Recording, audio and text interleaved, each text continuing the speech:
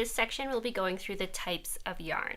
Now there's a lot of information in this section, so you'll want to read it carefully. I've included some charts to kind of help understand what we're talking about, because there's a lot of different types of yarn, and I don't want you guys to get overwhelmed, but it is important stuff to know. I'm going to go through kind of the basics of it in this video, but again, read through the material in the textbook, and if you have any questions, definitely post them either on this video or in the group.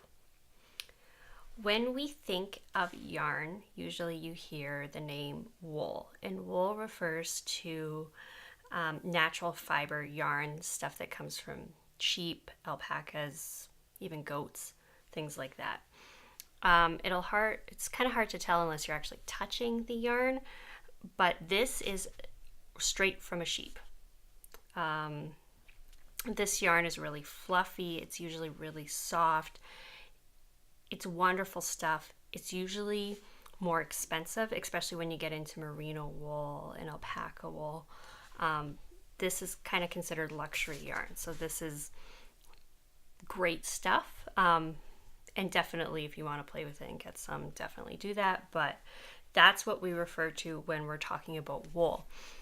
The important thing to know is wool is not washable, and it can be very delicate. So that's why I don't necessarily suggest it for learning to knit, but it's great to play with when you get your skills kind of up there.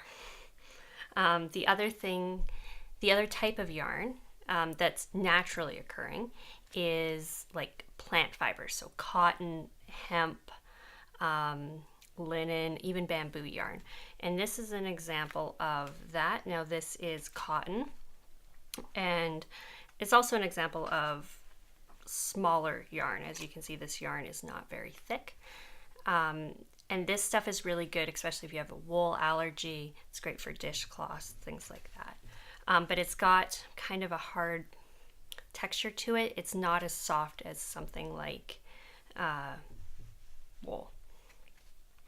The thing that you most likely will use for this, and that I actually recommend, is acrylic yarn, and that's part of our synthetic fiber section. And this is man-made, so acrylic is basically plastic.